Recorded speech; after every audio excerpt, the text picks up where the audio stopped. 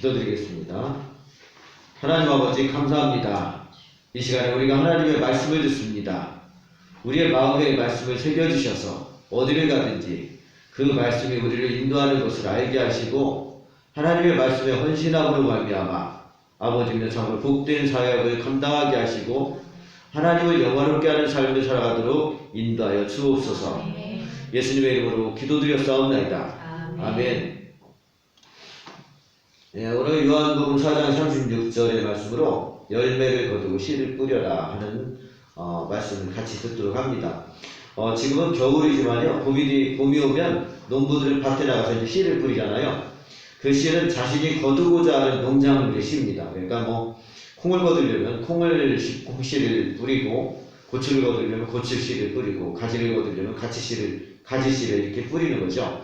그런 것처럼 자기가 마음속에 거두려고 하는 그 씨앗을 뿌리는 이유는 마음속에 그 거두려고 하는 것을 구하기 때문에 그 씨를 뿌리는 겁니다. 이제 그렇게 해서 하우스에다가 뿌리기도 하고 이제 노지에다가 뿌리기도 하는데, 이렇게 뿌리는데 또 씨앗대로 거두는 시기가 또 달라요. 그죠? 어떤 건 빨리 거두고 어떤 거는 또 늦게 거두고 또 이렇게 되거든요. 근데 이제 그렇기 때문에 여러분들이 무엇을 언제 심어야 하는지를 정확하게 이렇게 생각하고 심어야 됩니다. 그런 부분에서 농사를 지으시는 여러분들은 저보다 훨씬 더 전문가죠. 저는 뭐를 언제 심어야 될지를 잘 몰라요. 시골에 이렇게 몇 년 오래 살았어도 그때를 잘 모르는데 이렇게 그 연세가 드시고 공부 같은 거 못하고 글을 못 읽어도 어느 때에 뭐를 심어야 되는지 정확하게 하셔서 그때가 되면 정확하게 이렇게 심으시는 것을 이렇게 보게 됩니다. 그 부분에서 전문가가 된 거죠. 그렇죠. 여러분들은 영적인 그런 전문가가 되는 은혜가 있기 원합니다. 예수님께서도요, 요한복음 4장 36절에 그 거둠과 심음에 대해서 말씀하고 계시거든요. 근데 우리 그 36절 말씀을 요한복음 4장 36절 말씀 다시 한번 읽어봅니다. 시작. 거두는 자가 이미 상도 받고 영생에 이르는 열매를 모으나니 이는 뿌리는 자와 거두는 자가 함께 즐거워하게 하려 함이라. 아멘. 여기서 중요한 말씀이 뭐냐면요, 영생에 이르는 열매를 거둔다는 거예요. 영생에 이르는 열매를 거둔다. 그러니까 누군가는 영생에 이르는 열매를 거두기 위해서 영생에 이르는 씨앗을 심었다는 거죠. 그죠? 심었다는 거예요. 그러니까 예수님께서 교회를 세우시고요, 또 여러분들을 구원하신 이유가 뭐냐면 영생에 이르는 열매를 거두게 하기 위해서입니다. 그러니까 교회의 1차적인 목적이 바로 이 영혼 구원에 있는 거죠. 왜 이상하지 않아요? 예수님은 영생의 열매를 먼저 심으시는 것이 아니라 거두시고 그 다음에 심으시는 것에 대해서 이렇게 말씀하셔요. 그래서 거두는 자가 이 삭도 받고 영생에 이르는 열매를 모으나니 이렇게 말씀하고 계시거든요. 그리고 나서 그 뒤에 뿌리는 자를 먼저 말씀하시고 또 거두는 자에 대해서 말씀하십니다. 예수님이 왜 이렇게 말씀하십니까? 하나님의 은혜로 인해서 여러분들이 먼저 거두는 일에 참여하기 때문에 그래요. 여러분들은 하나님이 이미 예수님의 몸된 교회로 모으신 열매들입니다. 믿으십니까? 다시 말해서 거두어진 영생의 열매들이라는 거예요. 그런 여러분들은 어느 곳에서는 뿌리고 어느 곳에서는 거둔 일을 계속합니다. 어떤 사람은 다른 사람이 복음의 씨를 뿌려놓은 것을 거둡니다. 그리고 어떤 사람을 만나면 전혀 복음을 들어보지도 못한 사람들에게 그런 사람들이 있는데 그 사람의 마음에 복음의 씨를 여러분들이 뿌립니다. 그러니까 여러분들이 그렇게 뿌려서 여러분들이 거둘 수도 있지만 여러분들은 거두지 못했는데 뿌려놓기만 했는데 또 누군가가 거두는 경우가 있다는 거죠. 땅에서 그런 것들이 이제 계속해서 이렇게 반복이 됩니다. 하나님께서는요, 첫 번째 사람이 이렇게 죄를 범한 다음에 인류 첫 번째 사람이 누군지 아시죠? 이 아담과 하와가 죄를 범한 후에 계속해서 죄를 짓는 그들의 후손들을 보면서 물로 심판을 하셨어요. 그리고 하나님 자신이 구원하신 노아의 자녀들의 가족들에게 말씀하셨어요. 창세기 8장 22절을 보면 땅이 있을 동안에는 심음과 거둠과 추위와 더위와 여름과 겨울과 낮과 밤이 쉬지 아니하리라 이렇게 말씀하시는데 하나님은 인류가 겪어야 될 일과 그리고 인류가 해야 될 일, 해야 될 숙제를 주셨어요. 그게 인류가 이제 겪어야 될 게 뭡니까? 추위와 더위와 그 다음에 낮과 밤과 여름과 겨울 이런 것들은 인류가 계속해서 반복해서 겪어야 된다는 거죠. 근데 심음과 거둠은 인류가 계속해서 해야 될 일이라는 거예요. 그렇기 때문에 사람은 살아가는 과정 속에서 이 그 심는 일과 거두는 일을 계속 해야 된다는 거예요. 꼭 농사만이 아니라 뭐 사업을 하건 장사를 하건 아니면 또 뭐 다른 일을 하건 간에 학생이건 간에 뭔가 자기가 거두는 것을 위해서 거둘 것을 위해서 뭔가를 심어야 된다는 거죠. 내가 심은 것을 내가 거둘 수도 있지만 다른 분이 심어놓은 것을 여러분들이 거둘 수도 있습니다. 예를 들어 갖고 우리의 부모님들이 심어놓으신 것을 여러분들이 유산으로 받잖아요. 그렇죠? 그 부모님은 여러분들이 유산으로 물려주기 위해서 그것을 심으셨을 수도 있고요. 그러니까 이 여러분들이 이러한 일들은 뭐 하고 안 하고를 이렇게 내가 해도 되고 안 해도 되고 이런 일이 아니라 살기 위해서는 반드시 해야 되는 일이라고 말씀을 하시는 거예요.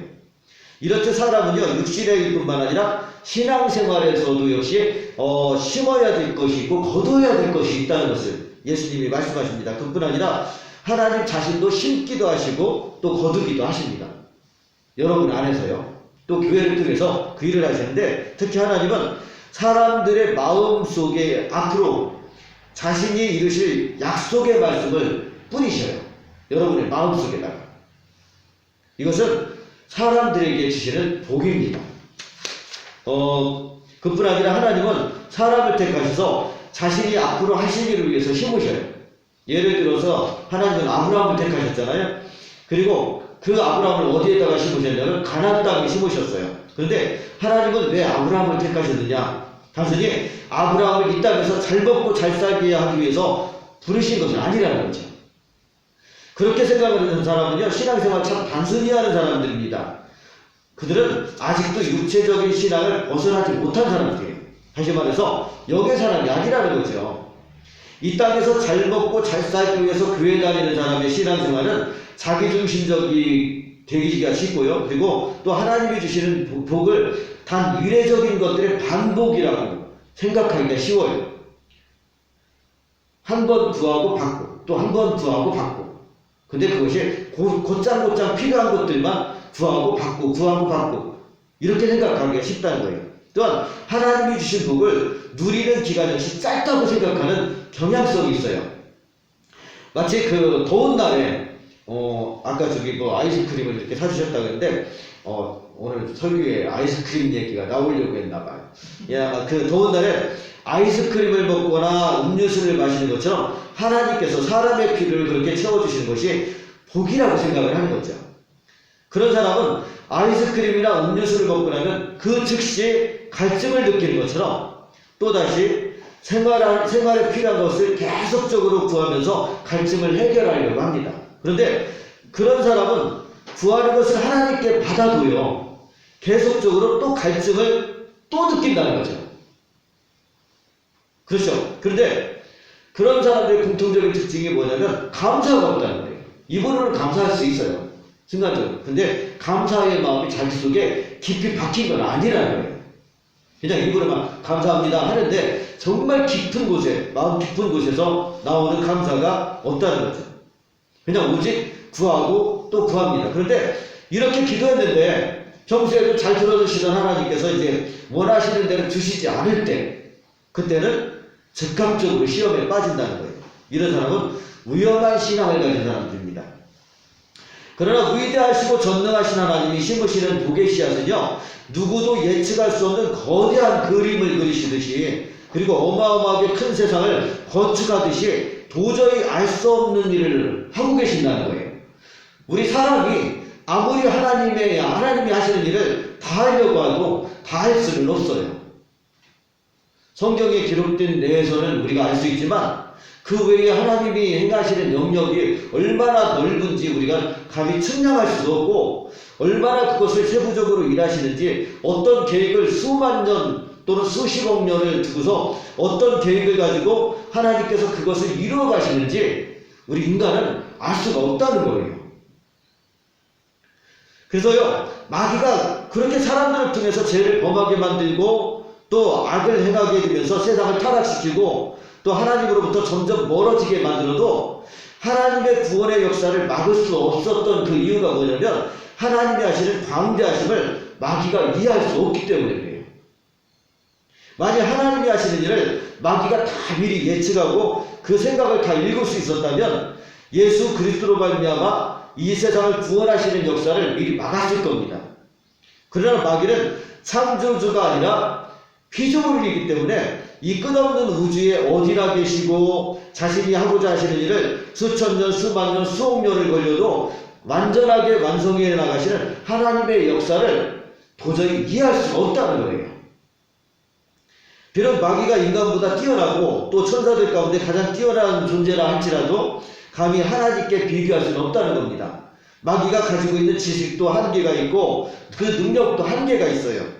그렇기 때문에 마귀는 하나님이 하시는 일을 도저히 막을 수가 없는 거예요. 그런 놀라운 능력과 지식을 가지고 계신 하나님께서 먼저 아들을 보내셔서 온 인류에게 구원을 선포하셨어요. 온 인류에게.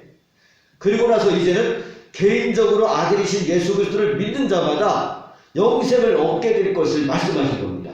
그러니까 온 인류를 향해서 말씀하셨어요. 너희가 내 아들을 믿는 자마다 다 영생을 얻는다. 이게 온 인류를 향해서 말씀하신 거예요. 그리고 여러분들 개인에게 말씀하신 겁니다. 너희가 내 아들을 믿으면 너희는 영생을 얻는다. 할렐루야. 여러분은 그것을 믿고 그 말씀을 믿고 이렇게 영생을 얻으신 겁니다.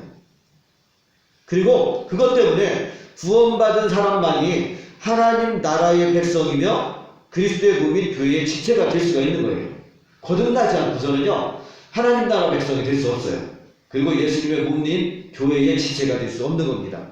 교회를 아무리 많이 오래 다녔어도 또 많은 직분, 어떤 직분을 받고서 그거에 대한 비중을 가지고 있어도 그가 거듭나지 않았으면 결국 하나님 나라에 들어갈 수 없는 거예요. 그리고 교회에서 아무리 많은 봉사를 해도 그가 예수님의 몸인 교회의 지체가 될 수는 없는 거죠. 오직 거듭난 사람만이 하나님 나라의 백성이며 거듭난 사람만이 교회의 지체가 될 수 있는 겁니다. 하나님께서 아브라함을 택하셨을 때 이 하나님의 약속을 그에게 주시면서 아브라함 안에도 하나님의 복의 씨앗이 임했을 뿐만 아니라 아브라함 자체가 온 인류를 위한 복의 씨앗이 되었어요. 그래서 하나님께서 아브라함을 보고서 너는 복이다 이렇게 말씀하셨어요. 너는 복이다. 여러분들 자신이 복인 것 같아요? 끄떡끄떡 하시네. 믿으시면 아멘. 아멘. 아멘. 여러분들 자신이 복입니다. 여러분들에게 주신 복도 있지만 그러나 하나님은 여러분들 자신을 복으로 쓰기를 원하시는 거예요. 그래서 여러분들을 통해서 이 세상을 복 주기를 원하셔요. 할렐루야. 아멘. 그러니까 하나님의 손에 붙들렸다는 것이 올바른, 그러니까 막 복을 받으려고 쫓아다니는 것이 아니라 하나님이 여러분들을 복이라고 하시고 또 복을 주시는 하나님이 여러분들과 늘 함께 계시기 때문에 여러분들의 삶은 복될 수밖에 없는 거죠. 그렇죠. 복될 수밖에 없는 거예요. 하나님께서 아브라함을 부르실 때 이 아브라함을 온 세상의 씨앗으로, 복의 씨앗으로 삼으셨어요. 그리고 이 하나님의 마음은 아브라함도 사랑하시지만 온 인류도 역시 사랑하셔서 이 아브라함만이 복을 받는 것이 아니라 아브라함을 통해서 온 인류가 복을 받기를 원하셨던 거죠. 그러니까 여러분들에게 하나님이 복을 주시는 이유는 그 복이 여러분들 안에만 머물게 하기 위해서가 아니라 그 복이 온 세상으로 흘러 넘쳐 가도록 하시기 위해서 여러분들에게 복을 주신다는 거예요. 믿으십니까? 아멘. 이 원리는 사도들에게도 역시 적용이 됐어요. 예수님은 사도들을 사랑하실 때 끝까지 사랑하셨다고 말씀하셔요. 요한복음 13장 1절을 보면 유월절 전에 예수께서 자기가 세상을 떠나 아버지께 돌아가실 때가 이른 줄 아시고 세상에 있는 자기 사람들을 사랑하시되 끝까지 사랑하시니라 이렇게 말씀하십니다. 근데 예수님은 사도들을 이렇게 끝까지 사랑하셨지만 사도들만 사랑하신 것이 아니라는 거죠. 아브라함도 그리고 사도들도 그것을 알고 있었어요. 자기들만 사랑하는 것이 아니라 하나님이 지으신 온 세상의 모든 사람들을 다 사랑하고 계신다는 것을 알고 있었다는 것이죠. 여러분들도 알고 계시나요? 이제는 여러분들이 아셔야 될 때입니다. 하나님이 여러분만 사랑하시는 것이 아니라 여러분 곁에 있는 성도님들도 사랑하시고 아직 교회에 다니지 않는 사람들도 사랑하시고 온 세계 사람들을 다 사랑하신다는 사실을 여러분들은 알아야 됩니다. 그래서 여러분들이 하나님에게서 받은 사랑을 가지고 다른 사람들에게 나눠줘서 그들을 하나님 나라로 추수하게 하시는 거예요. 여러분들이 다른 사람들을 전도하는 것은 무슨 의미냐면 그를 하나님 나라로 드리는 일을 하는 겁니다. 믿으십니까? 아멘. 이것이 바로 영생의 열매를 맺는 삶이라는 거예요. 그렇다면 하나님 나라의 첫 번째 열매가 누굽니까? 바로 예수 그리스도입니다. 하나님의 아들이신 우리 주 예수 그리스도가 온 세상에, 온 인류에 복이 되셨어요. 그래서 예수 그리스도는 하나님이 온 인류에게 주시는 완전한 복입니다. 예수 그리스도를 믿을 때 온 인류는 하나님 나라의 완전한 복을 받게 되며 또한 완전한 하나님 나라의 열매가 되는 거죠. 그것이 여러분에게 주신 복음의 내용이에요. 하나님은 이것을 알려주시려고 선지자들을 보내셨어요. 그래서 선지자들을 통해서 예수 그리스도가 온 인류의 복이라는 사실을 가르쳐 주신 겁니다. 이 예언이라는 것은요, 하나님의 언약의 씨를 뿌리는 것과 똑같은 거예요. 그리고 모든 예언들을 묶어서 만든 책이 뭐냐면 성경입니다.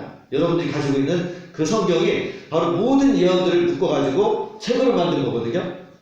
예수님은 이렇게 선지자들이 뿌린 씨앗을 자신부터 시작해서 자신을 따르고 있는 모든 제자들, 그리고 그들을 시작으로 해서 앞으로 예수님을 믿게 될 온 세상에 있는 하나님의 백성들이 추수의 열매며 또 추수하는 일꾼이 되도록 사명을 부여해 주신 겁니다. 이를 위해서 부르시는 것을 뭐라고 했냐면 소명이라고 불러요. 그리고 그 소명을 이루어가기 위해서 바라보고 가는 것을 사명이라고 합니다. 그러니까 사명은 소명을 받은 사람들만이 이룰 수 있는 거죠. 예수님은 하나님 아버지께서 노아와 노아의 가족들에게 심음과 거듭이 계속될 것이라는 사실을 육신적인 것뿐만 아니라 영적인 것을 통해서 말씀을 하셨어요. 그러므로 하나님은 성경을 통해서 선지자들이 뿌린 것을 예수님이 거두시는 것을 사도들과 여러분들에게 보여주신 겁니다. 그리고 또다시 제자들을 통해서 온 세상을 향한 복음의 씨를 뿌리신 거예요. 이 복음을 받은 제자들은 예수님처럼 자신들도 예수님의 사도가 되어서 이제 온 세상에 복음의 씨요 영생의 씨를 뿌린 겁니다. 그렇게 순종하면서 복음을 전할 때 제자들은 그 당시에 거둔 것도 있고 또 그들이 죽은 후에 거두는 열매도 생기게 된 거죠.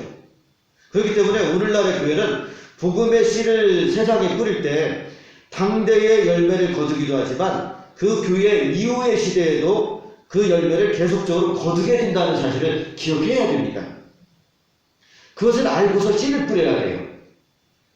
그중 하나가 사도들이 기록한 신약 성경 말씀이고요. 또 다른 하나는 구약과 신약의 말씀들을 통해서 복음을 받은 그리스도인들 가운데 하나님께서 깨닫게 하신 그 말씀을 풀어서 해석하고 또 그것을 적용할 수 있도록 도와준 그런 많은 기독교 서적들입니다. 기독교 서적들은 성경만큼의 권위를 갖고 있지는 못합니다. 그러나 성경 말씀을 이해하는 데는 많은 도움을 받을 수가 있어요. 물론 여러분들은 이렇게 말할지 몰라요. 목사님, 하나님께서는 성령으로서 우리를 가르치시고 깨닫게 하시며 인도하시는 거 아니에요? 그러면 성령이면 다 되잖아요. 성령과 성경이면 다 되잖아요. 여러분들 이렇게 주장하는 사람도 있을 수도 있습니다. 성령은 오늘날도요 여러분 안에서 가르치시고 인도하시는 일을 계속해서 하고 계십니다. 그런데 성령은 영적인 성장을 해 나가는 과정에서 먼저 깨닫는 은혜를 받은 하나님의 일꾼들이 기록해 놓은 것을 읽고 참고하는 것을 통해서 그들에게 주셨던 은혜와 은총과 지혜와 지식의 복을 여러분들이 함께 누리게 하심으로써 영적인 유익을 얻게 하십니다. 물론 간증도 역시 마찬가지인데요. 사람들이 하나님을 만나고 하나님의 은혜를 받은 것을 간증하는 것을 듣는 것은 여러분들 자신이 경험한 하나님을 아는 것보다 더 크신 하나님을 알게 된다는 거죠. 그리고 하나님이 하시는 일의 다양성도 알게 됩니다. 그렇기 때문에 그들의 간증을 들음으로써 하나님의 은혜를 공유하는 것도 굉장히 중요하고, 그렇게 공유함으로써 여러분들은 큰 유익을 얻게 되는 거죠. 그래서 사도 바울은 감옥에 갇혔을 때 믿음의 아들인 디모데에게 네가 나한테 올 때 겉옷을 가져오고 그리고 책을 가져오라고 이렇게 심부름을 시킨 거예요.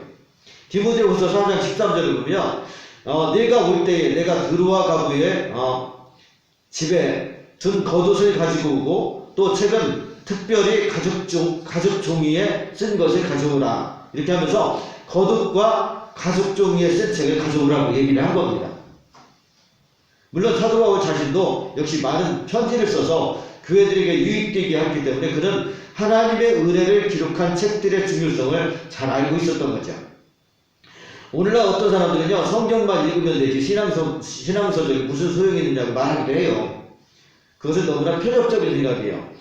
어떤 전국적으로 부흥회를 다니는 집사님이 이제 어떤 큰 기도원에 가서 이제 부흥회를 인도하고 있었는데요, 그분이 신이 나가지고 이 설교를 하는 거예요.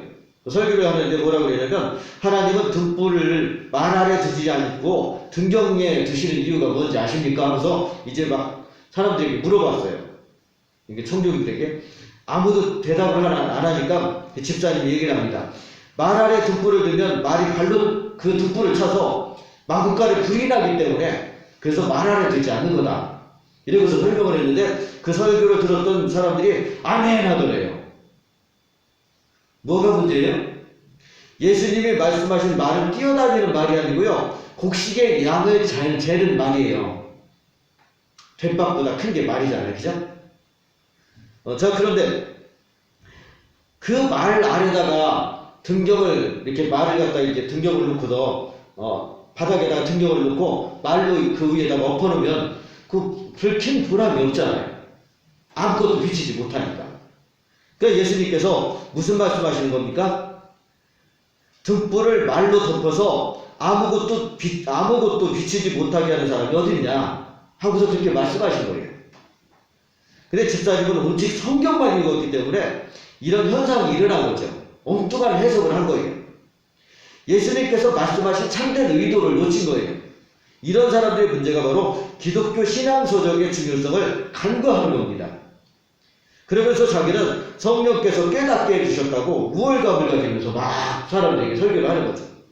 여러분, 앞서서 하나님의 말씀을 이해하고자 영적인 진액을 쏟아내면서 자기 안에 있는 하나님이 주신 진리의 생명수를 길어내는 땀 흘리는 수고를 한 하나님의 일꾼들이 쓴 책을 가볍게 여기지 마세요.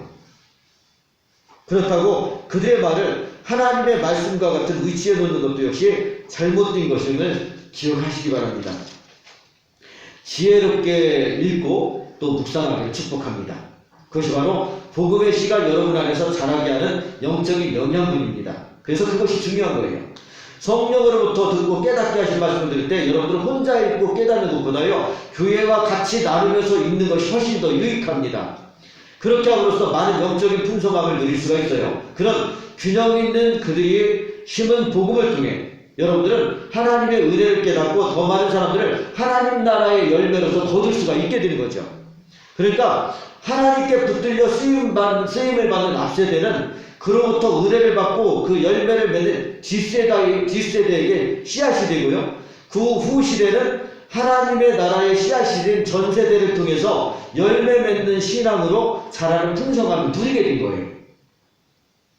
앞세대에게 주신 은혜는 뒷세대의 복이라는 거죠. 그리고 뒷세대의 복은 앞세대를 통해서 흘러나온다는 거예요. 믿으십니까? 그뿐 아니라 여러분들의 신앙생활이 여러분들의 뒤에 오게 될 모든 하나님의 백성들을 위한 씨앗이 될 겁니다. 그래서 땅에서는 거듭과 심음의 일이 예수님이 이 땅에 오실 때까지 계속 되는 거죠. 재림하실 때까지요. 무슨 말인지 이해가 되시나요? 예수님은 이 설명을 하시면서요, 거두는 자가 이미 삭도 받고 영생에 이르는 열매를 무원하니 이는 뿌리는 자와 거두는 자가 함께 즐거워하게 하여 함이라고 말씀하신 거예요. 심는 사람과 거두는 사람 모두에게 주어지는 것이 바로 뭐냐면 즐거움이라는 겁니다. 즐거움. 여러분들이 지난해 말에 계속해서 들으셨던 것처럼요, 항상 기뻐하라는 말씀이 바로 이거예요. 심고 거둠을 통해서 영적인 세계를 계속적으로 건설해 나가시는 하나님의 기쁨과 즐거움에 참여하는 겁니다. 그래서 예수님은 하나님께서 자라게 하시고 거둘 열매가 있게 하신 사마리아 땅을 그 뜨거운 한낮에 일부러 찾아가셨어요. 그리고 그 수가성에 찾아가신 겁니다. 거기서 육신적으로 보면 문제가 많은 여인이었지만 하나님 편에서 보면 하나님 나라의 열매인 이 여인을 전도하셨고 구원을 베푸셨을 뿐만 아니라 이 여인을 통해서 사마리아 성 사람들을 구원하신 거예요. 이것이 바로 구원의 열매입니다. 여러분, 신령하신 하나님께서 여러분들을 찾아오셔서 신령한 은혜와 복을 여러분들에게 주셨어요. 이 복은 여러분들로 하여금 하나님이 보내시는 세상으로 나가서 거두게 하시며 또한 심을 수 있는 씨앗입니다. 그리고 그 심는 일이 가능하게 하는 복의 첫 번째가 뭐냐면 바로 예수 그리스도께서 하나님의 뜻대로 자신을 주신 거예요. 그래서 여러분 안에 하나님이 예수 그리스도를 믿는 자에게 보내시는 성령이 역사를 하고 계신 겁니다. 그 성령이 여러분 안에서 예수님의 십자가와 부활을 증거하고 계시기 때문에 여러분들의 신앙이 견고하게 서 있는 거죠. 그리고 거두고 심는 일이 가능하게 한 복의 두 번째가 뭐냐면 여러분들이 하나님 나라의 거둠과 심음에 참여하면서 기뻐하고 즐거워하게 하신 거예요. 주님의 일, 하나님의 일을 하는 데 있어서 부담이 아니라, 부담은 있지요. 부담은 있지만 그러나 즐거움을, 하나님이 주시는 즐거움을 누리게 하셨어요. 그러니까 하나님의 일을 하는 것이 기쁜 거죠. 그리고 세 번째는 하나님께서 항상 여러분들과 동행하시면서 여러분들에게 약속하신 복을 여러분들과 여러분들의 후손들을 통해서 아들이신 예수 그리스도의 재림까지 계속해서 거두고 심는 일을 완성해 나가신다는 겁니다. 한 자매가 있었어요. 근데 그 자매는요, 신앙생활을 참 예쁘게 잘하는 자매였거든요. 예쁘게 하나님 앞에서. 그런데 그 자매가 암에 걸렸어요. 신앙생활 잘하는 사람들이 암에 걸려요. 이해가 됩니까? 여러분들? 병원에 가서 진단을 하고 나니까요, 암 초기라고 해서 수술을 받았어요. 그래도 초기에 발견됐다고 이 자매는 하나님 앞에 감사하면서 이제 수술을 받았는데요. 그리고 다 나았어요. 다 나아가지고서 이제 막 암 환자들을 이 암병동에서 이렇게 전도했던 그런 것이 있으니까 암 환자들을 막 찾아가서 이렇게 전도를 했는데 이 암 환자들이 이렇게 얘기를 하는 거예요. 당신은 나섰으니까 그렇지 우리는 나설 가능성이 없어요. 그러면서 복음을 안 받는 거예요. 이 자매가 참 마음이 굉장히 무거웠어요. 자기가 나은 것이 오히려 장애가 되는 거예요. 전도를 하는데. 그렇지만 하나님, 제가 저분들에게 복음을 잘 전해줄 수 있도록 하나님 역사해 주세요 하고서 이제 기도를 했던 겁니다. 근데 몇 개월이에요? 암이 재발됐어요. 근데 이 재발된 암이 처음에는 한 개 갖고 이렇게 수술해갖고 완쾌가 됐었는데 이제는 여러 개가 몸속에 여러 개가 전이가 돼갖고 암이 발병을 한 겁니다.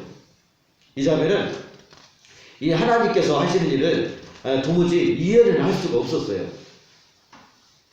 그렇지만 하나님이 하시는 일에 대해서 기뻐했어요.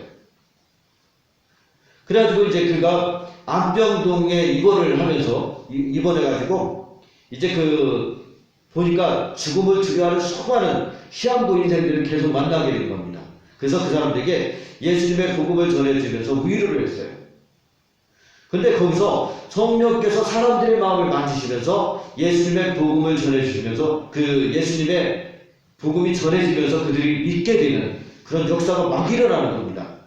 그 자매는 하나님께서 자신을 통해서 영혼을 추수하고 계신다는 것을 알게 돼가지고요, 오히려 암에 걸린 것, 암이 재발되어가지고, 그것도 한 개가 아니고 여러 개가 재발되어가지고 계속적으로 치료를 받아야 된다는 것에 대해서 굉장히 기뻐하게 또 즐거움이 되었다는 거죠. 암이 하나님의 축복의 통로가 되고요. 하나님께서 구원을 이루시는 은혜의 도구가 된 거예요.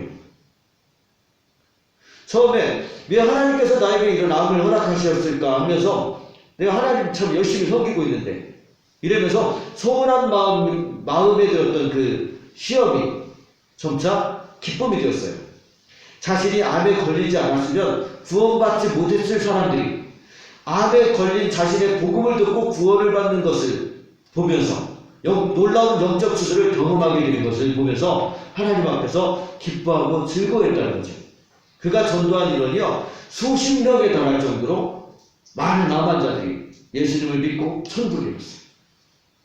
그리고 어떤 암 환자는 예수님을 믿고 치료받은 사람들도 있어요. 근데 그 암 환자들만 구원받은 것이 아니라 암 환자들의 가족들까지도 구원받고 친구들까지도 구원을 받는 거예요. 그가 전도하는 가운데 같이 들었던 가족들이나 친구들이 거기서 자기도 예수님을 믿겠다고 헌신하는 자기는 암 환자에게 전도를 했는데 근데 주변의 사람들까지도 같이 믿게 되는 그런 역사에 참여를 하게 된다는 거죠. 2021년도에는 여러분들을 향하신 하나님 그리고 여러분들을 통해서 구원의 열매를 거두시고 뿌리게 하시는 하나님을 바라보는 눈을 갖게 되기를 축복합니다. 이것을 예수님은 물과 성령으로 거듭나서 하나님 나라를 보게 되는 것이며 또한 하나님 나라에 들어가게 되는 것이라고 말씀을 하신 거예요. 여러분들의 눈을 하나님의 성령께서 열어주심으로 하나님이 주신 복음을 통해 거듭과 심음의 복에 참여하게 되고 여러분들의 지금 환경이 어떻든지 간에 오히려 그 환경이 예수님의 복음을 전하는 놀라운 하나님의 복의 통로가 될 것에 대해서 기뻐하면서 그것을 받아들이고 또 그것을 통해서 예수님의 복음을 열심히 전할 수 있는 저와 여러분들 다 되시기를 예수님의 이름으로 축원합니다. 기도드리겠습니다. 하나님 아버지 감사합니다. 주님께서 우리를 사랑하시고 우리에게 은혜를 베풀어 주시니 너무 감사합니다. 아버지 하나님 신실한 믿음을 가지고 참으로 주님께서 우리에게 주신 이 복음의 씨앗을 열심히 뿌리게 하시고 또 다른 사람들이 그 뿌려놓은 그것을 열매를 거둘 수 있는 복을 허락해 주옵소서. 우리 자신을 복으로 삼으셨사오니 우리를 통해서 참으로 천하만민이 복을 받는 그 놀라운 하나님의 역사의 대열에 하나님께서 행하시는 일의 대열에 사역의 대열에 우리를 참여시켜 주옵소서. 영광 흘러받으시기 원하며 예수님의 이름으로 기도드렸사옵나이다. 아멘.